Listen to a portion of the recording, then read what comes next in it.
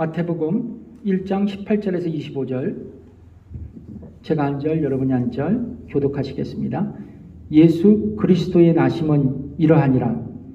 그 고친 마리아가 요셉과 정혼하고 동거하기 전에 성령으로 잉태된 것이 나타났더니 그 남편 요셉은, 같이 읽을게요.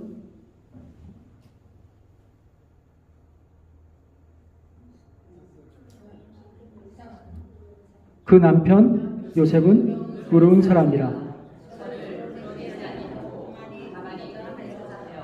20절, 이 일을 생각할 때 주의 사자가 현몽하여 가로되 다윗의 자손 요셉아, 내 아들 마리아 데려오기를 무서워 말라. 저에게 잉태된 자는 성령으로 된 것이라. 아들은 나으리니 예수라 하라. 이는 그가 자기 백성을 저희 죄에서, 이 모든 일에 된 것은 주께서 선지자로 하신 말씀을 이루려 하심이니 가라사대.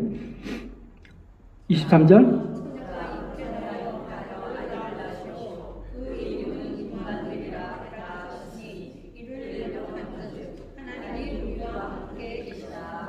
요셉이 잠을 깨어 일어나서 주의 사자의 분부대로 행하여 그 아들을 데려왔으나, 같이 읽겠습니다. 시작. 25절, 아들을 낳기까지 동침치 아니하더니 나음에 이름을 예수라 하니라.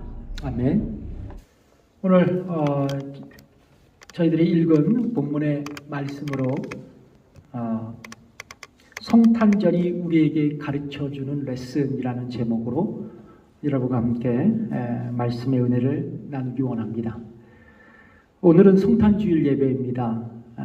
성탄절은 육신을 입고 이 땅에 오신 예수님의 그 거룩한 날입니다. 그래서 전 세계 그리스도인들은 성탄절을 기념해서 성탄 전야에 모여서 예배를 드립니다.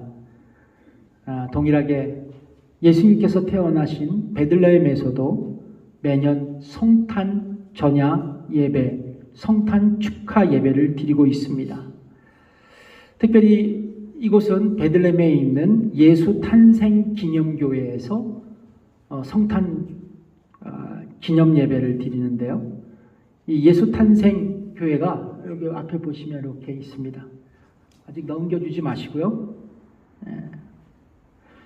로마 콘스탄티누스 황제의 어머니 헬레나가 AD 333년에 건축을 했다가 AD 531년에 유스타스누스 황제가 완공한 이 교회에서 성탄 예배를 드리는 모습이 지구촌 곳곳에 중계되곤 합니다.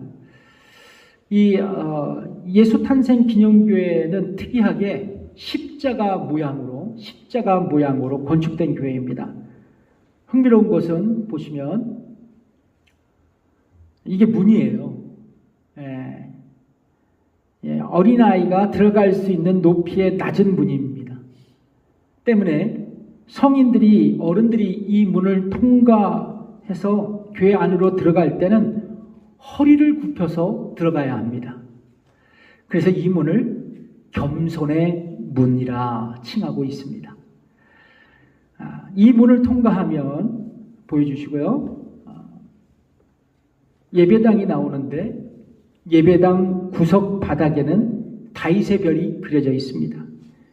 교회 전승에 의하면 이곳이 바로 예수님이 탄생하신 마구간이라고 주장합니다. 예수님 당시 대부분의 사람들은 2층 구조의 집에 살았다고 합니다. 그래서 2층은 사람이 살고 1층은 가축을 기르는 마구간 용도로 사용했던 것이죠. 바로 이 마구간에서 아기 예수님이 탄생한 것입니다. 자, 오늘 본문 바로 전인 마태복음 1장 1절에서 17까지를 보면 예수님의 족보가 기록되어져 있습니다. 성경학자들은 마태복음의 족보를 왕의 족보라고 일컫습니다. 마태복음의 족보는 예수님께서 육신적으로 아브라함과 다윗 왕 자손으로 태어나셔서 유대인들의 왕이 되셨다는 것을 기록하고 있습니다. 그래서 성경은 예수님을 다윗의 왕 자손으로서 유대인들의 왕이 되셨다는 신학적인 기초를 우리 모두에게 제공해 주고 있는 것입니다. 더 나아가서 성경은 예수님의 탄생이 단순히 육체적인 출생이 아니라 신적 출생이었다고 증거하고 있습니다. 이것을 성경학자들은 예수님의 신적 기원이라고 이야기합니다. 그래서 오늘 본문의 말씀을 읽어보면 족보에서 나오는 누가 누구를 낳았다는 표현처럼 요셉이 예수님을 낳았다는 말씀이 기록되지 않습니다.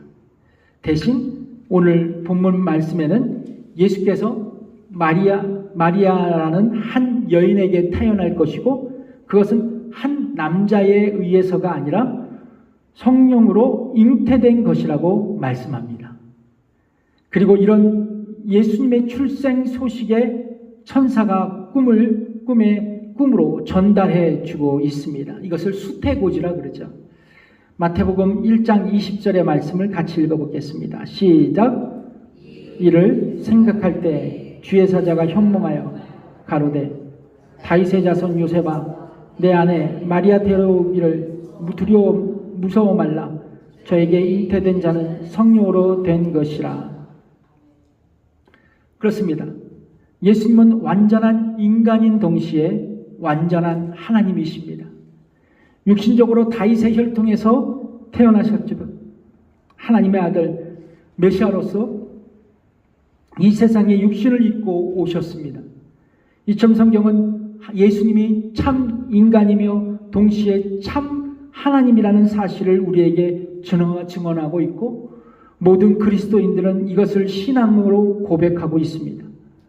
그래서 예수님의 인성과 신성에 대한 고백은 기독교 핵심 교리이기도 합니다. 그렇다면 여러분, 완전한 인간이자 완전한 하나님이신 예수 그리스도, 그분은 이 땅에 왜 오셨을까요? 오늘 여러분과 딱 두 가지로 말씀을 전달해 드리겠습니다. 첫 번째 같이 읽어볼까요? 시작.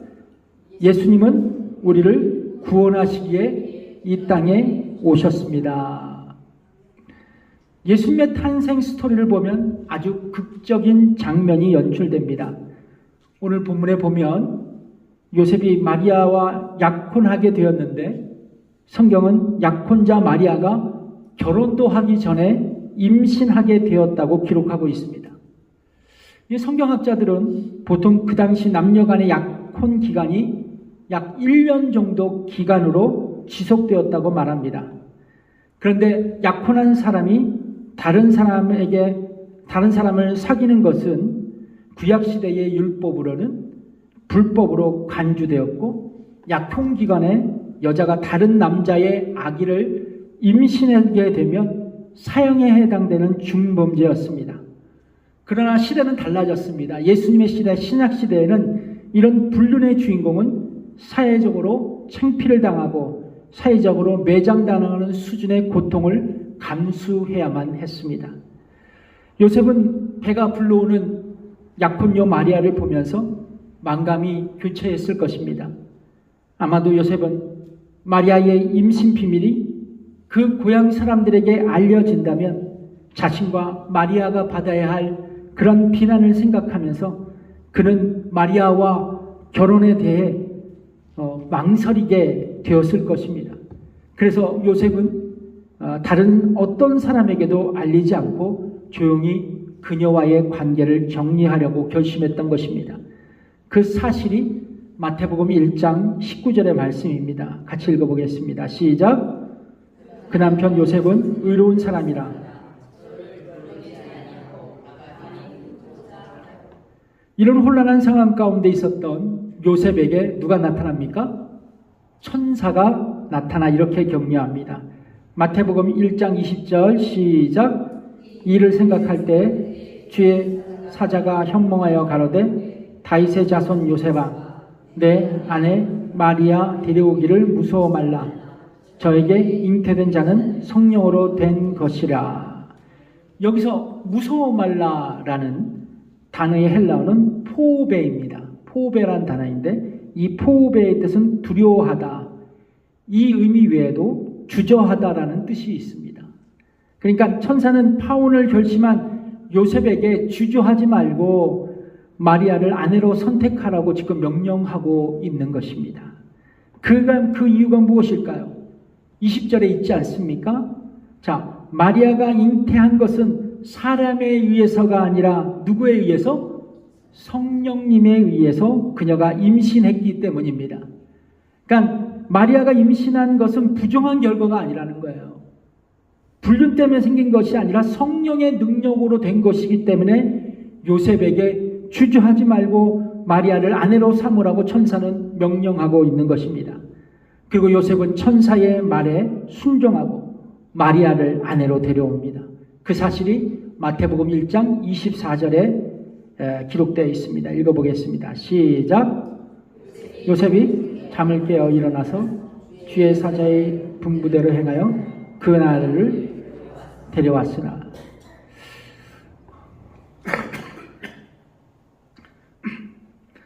과거 성탄절이 다가오면 주일학교에서 성극을 준비하죠. 다들 성극 한번 해보셨나요? 근데 항상 주인공은 누구예요? 요셉과 마리아. 요셉과 마리아입니다. 저는 어릴 때 딱 한 번 요셉 역할을 하는 것이 소망이었어요. 교회 잘 나가는 장로님 아들 시키거나 아니면 봉사 많이 하시는 권사님 딸, 요셉 마리아 이렇게 다 시키는데 저는 뭐 그런 게 없었거든요.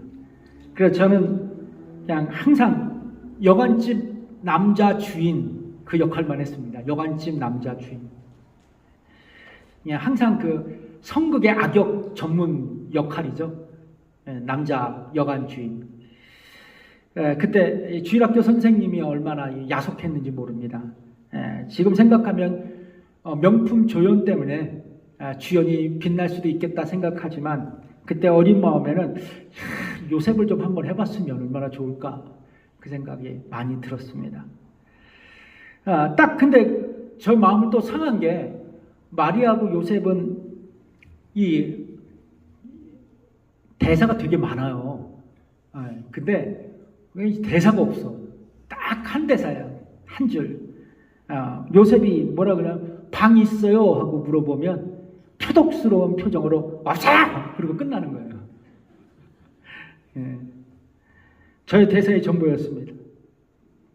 그렇습니다. 성도 여러분, 예수님의 탄생 이야기에서 항상 주목받는 인물이 있다면 바로 요셉과 마리아죠. 그래서 마태복음에서는 요셉의 이야기를 집중하고 있고 누가복음에서는 마리아 이야기를 집중하고 있습니다. 그런데 말입니다. 오늘 본문에서 볼 수 있듯이 마리아를 자신의 아내로 데려오는 문제로 인해 갈등하고 있었던 요셉은 천사의 명령에 순종합니다.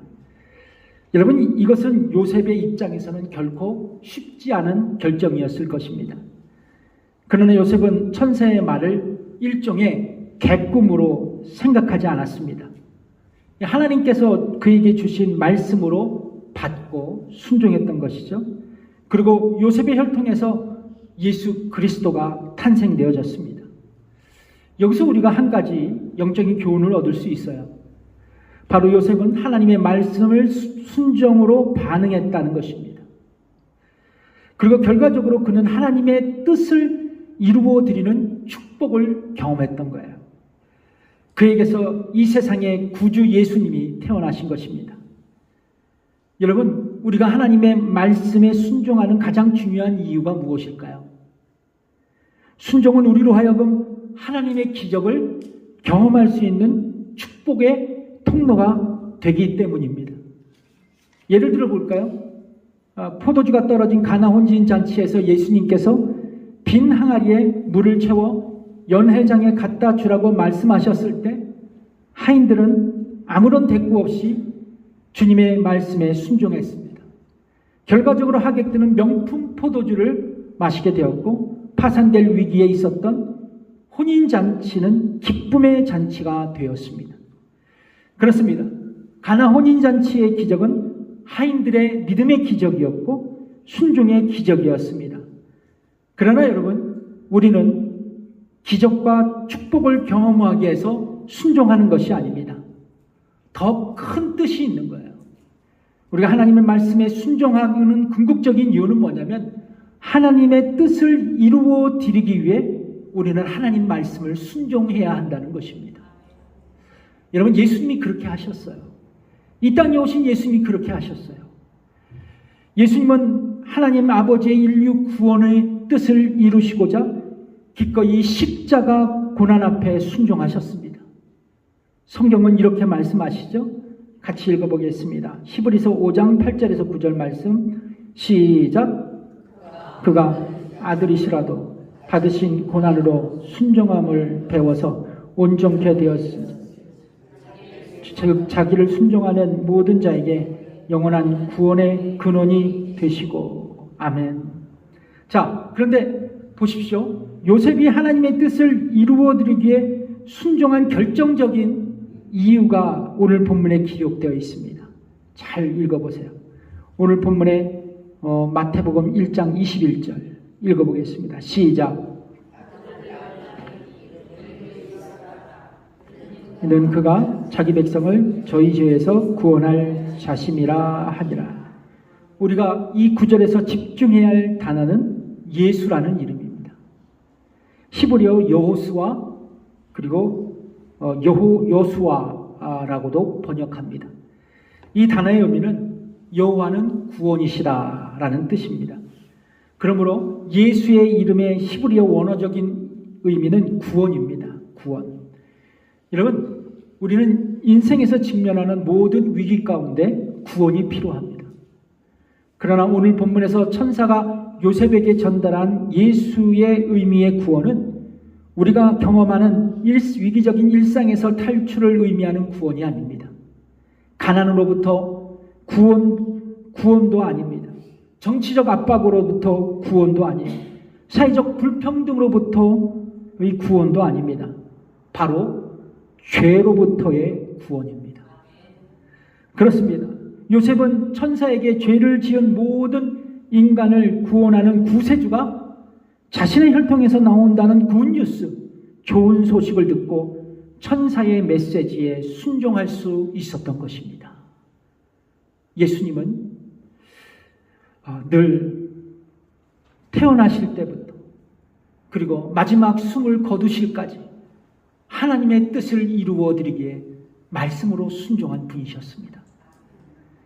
오늘 내 생애 최고의 날이라는 책을 쓴 로이 레신이라는 분이 인간에게 가장 필요한 것이라는 글을 쓴 것이 있습니다. 여러분, 우리에게 어떤 것이 가장 필요할까요? 어떤 것이 가장 필요한 것이 무엇일까요? 로이 레신은 이렇게 글을 적습니다. 인간에게 가장 필요한 것은 지식이었다면 하나님은 우리에게 교육가를 보내셨을 것이다. 인간에게 가장 필요한 것이 건강이었다면 하나님은 우리에게 의사를 보내셨을 것이다. 인간에게 가장 필요한 것이 돈이었다면 하나님은 우리에게 사업가를 보내셨을 것이다. 인간에게 가장 필요한 것이 즐거움이었다면 하나님은 우리에게 연예인을 보내셨을 것이다. 그러나 인간에게 가장 필요한 것은 죄사함이었다. 그래서 하나님은 우리에게 구세주를 보내주신 것이다. 그렇습니다. 구세주, 그분의 이름은 예수입니다. 죄에서 죽을 수밖에 없는 우리를 구원하시려고 그분이 이 땅에 오신 날이 바로 크리스마스, 성탄절입니다. 그러므로 크리스마스는 산타의 날이 아닙니다. 크리스마스는 예수님의 날이고 인류 구원의 역사가 시작된 날입니다. 완전한 인간이자 완전한 하나님이신 예수 그리스도, 그분은 이 땅에 왜 오셨을까요? 첫 번째입니다. 예수님은 우리를 구원하시기에 이 땅에 오셨습니다. 두 번째, 예수님은 우리와 함께 하시기 위해 이 땅에 오셨습니다. 요셉은 천사들로부터 아들을 낳을 것인데 이름을 예수라 하라는 메시지를 듣습니다. 이어서 천사는 구약성경 이사야 7장 14절의 말씀을 인용하여 다시 한번 요셉에게 하나님의 말씀을 전달합니다. 마태복음 1장 23절 읽어보겠습니다. 시작. 그 이름을 임마누엘이라 하셨으니 이는 번역한즉 하나님이 우리와 함께 계시다 함이라. 우리가 이 구절에 주목해야 할 단어가 있습니다. 바로 임마누엘입니다. 설교 초두에도 말씀드렸지만 예수가 구원을 의미한다고 말씀드렸습니다. 자, 그런데 임마누엘은 동행이라는 의미가 있습니다. 그러니까 이 단어는 23절에 기록된 것과 같이 우리와 함께 계시다라는 뜻입니다. 우리를 죄에서 구원하신 예수님은 우리와 영원히 함께 하시는 분이시라는 것입니다. 원래 임마누엘은 이사야서 8장 8절에 기록되어 있습니다. 같이 읽어볼까요? 시작. 흘러 유다에 들어와서 창이라고 목에까지 미치는 임마누엘이여 그의 펴는 날개가 내 땅에 편만하리라 하셨느니라. 주전 735년 아람왕과 북이스라엘 왕이 남왕국 아하스 왕을 공격했을 때 아하스 왕에게 특별한 징조로 남유다 백성과 함께할 것이라는 약속을 한 하나님의 말씀입니다. 그리고 수많은 세월이 흘러 신약시대 예수의 제자 마태에 의해 이사야 선지자가 예언한 임마누엘의 징조가 바로 예수 그리스도에게 성취되었음을 오늘 본문에서 밝히고 있는 것입니다. 그렇습니다. 임마누엘이신 예수님은 과거에도 현재에도 미래에도 여전히 우리와 함께 하십니다. 여러분, 하나님이신 예수님이 과거, 현재, 미래에도 우리와 함께 하신다는 것은 우리에게 놀라운 복음의 메시지입니다. 왜냐하면 우리는 본래 허물과 죄로 인하여 하나님과 분리되어 죽을 수밖에 없었던 인생이었지만 하나님께서 성육신하셔서 이 땅 가운데 살아가는 우리와 함께 하셨기 때문이었습니다. 이것이 기적이고 이것이 축복입니다. 그렇습니다. 죄 있는 인간이 하나님을 만날 수 있는 이 특권을 허락하신 것 그 자체가 축복이고 복음인 것입니다. 로마에 가면 로마의 바티칸에 가면 시스틴 성당이 있습니다. 아마 가신 분들도 있을 거예요. 그곳에 유명한 명작이 있죠. 미켈란젤로의 불의의 명작 아담의 창조입니다. 아담의 창조. 천장에 그려져 있어요. 이 그림을 자세히 보면 하나님은 매우 적극적인 모습으로 아담을 향해 손을 내뻗고 있습니다. 보시죠?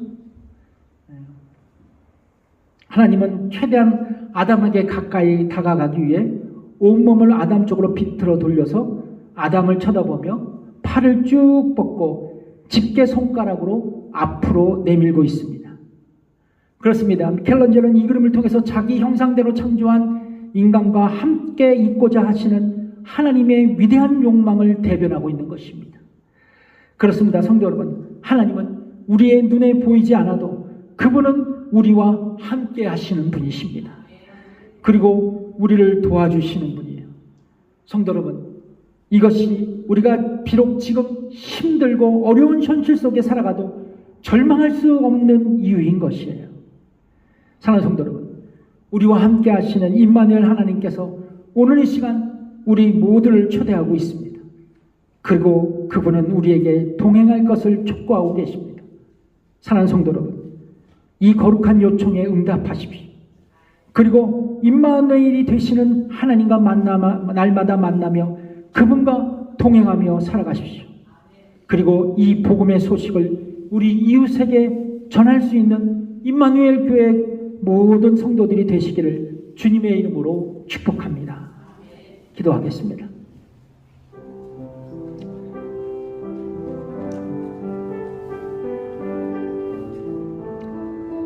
그렇습니다. 이렇게 기도했으면 좋겠습니다. 예수님은 우리를 구원하시기에 이 땅에 오셨습니다. 그리고 우리와 함께 하시기에 이 땅에 오셨습니다. 우리는 지금 예수님을 나의 구세주와 주님으로 영접하고 있습니다. 주님, 내가 예수님을 붙들고 살아가기를 원합니다. 나의 죄를 속죄하시게 십자가에서 돌아가신 주님, 그리고 나를 위해 임마누엘의 하나님이 되신 주님, 내가 그 주님을 찬양하며 경배하며 그리고 의지하며 살아가는 우리 모두가 되게 해달라고 우리 함께 우리 목소리 높여 기도하길 원합니다. 기도하겠습니다. 하나님 아버지 감사합니다. 오 하나님 아버지, 오늘도 우리 성도들과 함께 아버지 하나님 이 시간 다시 한번 주님 앞에 기도하기를 원합니다. 아버지 예수님은 이 땅에 구원하시기에 우리를 구원하시기 이 땅에 오셨습니다. 그리고 우리와 함께 하시기 위하여 이 땅에 오셨습니다.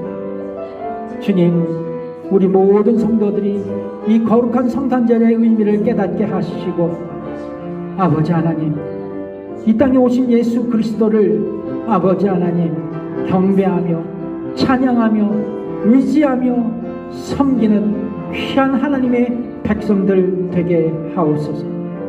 감사드리며 예수님의 이름으로 기도드립니다. 다 함께 일어나셔서 기쁘다 구주 오셨네 1절만 찬양드리겠습니다. 기쁘다 구주 오셨네 만배성 받으라 온 교회의 영혼 다 일어나 다 찬양하여라 다 찬양하여라 다 찬양하여라.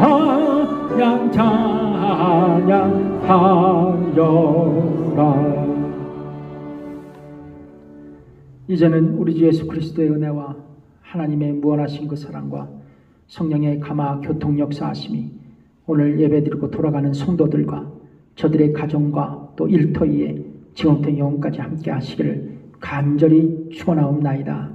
아멘.